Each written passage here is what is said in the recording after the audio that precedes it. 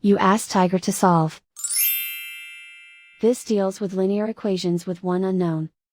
The final result is y equals -4. Let's solve it step by step.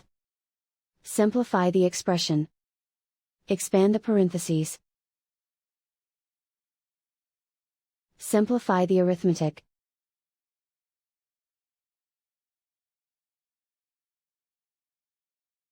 Group all constants on the right side of the equation. Subtract 19 from both sides. Simplify the arithmetic.